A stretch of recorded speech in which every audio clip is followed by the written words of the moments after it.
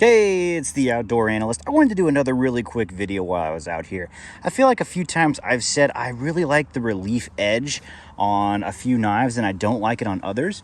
And I want to kind of give a reason why. And what I'm talking about here is, you see how far this edge comes back? This gives you a lot of room in reality to dig into wood. So when it comes to either a saber grind like this, or even a full flat like this LT Wright. So this is an LT Wright Genesis. This is a Papa Bear Knives Essential. This does not have much of that relief edge. It actually gets super thin and just kind of has a small edge right at the very bottom there. Now, what is this really good for? This is incredible for food prep. It doesn't split anything. It slices through food amazingly. And what does this one do to food? Well, it's actually pretty darn good, but it does have a wedge up here on purpose where it actually helps split wood very well, because it does have a saber and then it goes down from here. But at the very edge, it's not as good for food, but it is very good for woodwork. And when it comes to either a full flat or a saber, I actually prefer having a much higher kind of relief edge there, because that allows you to dig into tough pieces of wood. So I'm out here in the Midwest and this is just a piece of crap wood. It is very stringy. I split it up. It's a very stringy piece of wood, which means it can bend and break knives much easier than regular dried out pieces of wood, just because it has torque. You will see your your knife torque when you get a stringy wet piece of wood. So this is kind of like almost punky in the center and a little wet all the way on the outside. And why did I pick a piece of crap wood? Why? Because sometimes you don't have a choice, and that's all you get is terrible options. And here's two different feather sticks on the same piece. This was the Papa Bear Knives Essential that has a much bigger relief edge. And because this is such a terrible piece of wood, that was fairly easy to do because it dug in a little deeper on each one. Whereas the LT Wright wasn't able to dig in as much. And this was much more difficult to do, to make even just a crappy feather stick. And trust me, that's all you're going to get off of really bad wood is terrible feather sticks.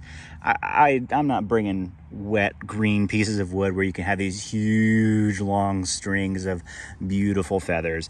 Anyone can do that.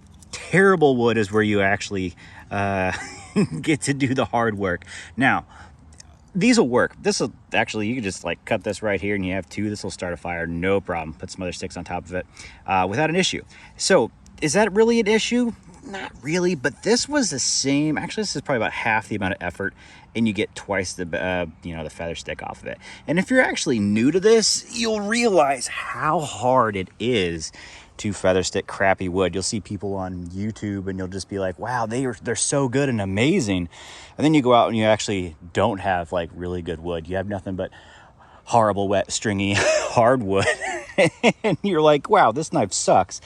It might not necessarily suck, but if you kind of keep an eye on those relief edges, it'll help you find, if you're doing woods work, what's actually better. For woods, and just doing wood work itself, I like these big relief edges if it's not going to be a Scandi. That's why Scandis rock so much, is they're incredibly thin, and you also have really good relief edges and they dig right in, but they're terrible for food. So there's a little bit of a compromise. Amazing for food and camp. Really a really good mix of both. And I think this is probably the best all around sort of blade shape and honestly just edge geometry really. So that's what I prefer, and that's what I like for woods work. You can agree, disagree, your mileage may vary. That's great. Not saying it's the best, but I kind of live in the Midwest where everything is usually wet or punky or just crap wood in general, unless you dry it out on your own, which just takes a lot of time. But when you're coming out to the woods and just grabbing whatever's deadfall hanging around, I'm not chopping good trees down. That's ridiculous, and do that for firewood anyway. So anyway, I just wanted to go over that, kind of let you know why I really do enjoy knives that have kind of more better relief edges to them. Not necessarily saying I don't like this. I love this. This is an incredible knife. LT Wright does great stuff. These full flats are wicked. On you know, regular decent wood, they kick butt. Or you get a Scandi, and they're actually like the best woods knives out there. So you can get a Genesis and a Scandi grind. But I like this because it does really that camp knife really, really, really well. It does a little bit of everything. It does wood okay, but it does food immaculately. And that's really the big thing for camp, taking it out with the family and opening everything up. So anyway, just wanted to go over that little difference there, and how much of a difference that actually makes, and how much it'll make you feel like a better woodsman. Instead of, you go out and you get a LT right with the full flat like this, and you're like, man, this is not the best woods knife ever. That's the reason why. You just need a bigger relief edge so it'll bite in more, and it'll help a lot more. And if you want that, get the Scandi version. The Scandi version is dominant, and it'll kick this thing's butt when it comes to wood, but this is a much better all-around, versus if this was in Scandi, it would be a little different on the blade dimensions, and it would be great for wood, not as great for doing food, whereas this would actually take up and beat it if this was in a Scandi. So everything's a give and take. Nothing is perfect. Kind of find what works best for you. As a middle of the road, I absolutely love this blade style. All around saber grind with a nice relief edge, kicks butt. Best all around knife. Best camp knife is probably just a straight full flat. And then you want to do a best woods knife, you've got a Scandi, which I didn't bring one of those out here today. So anyway, those are just a quick overview.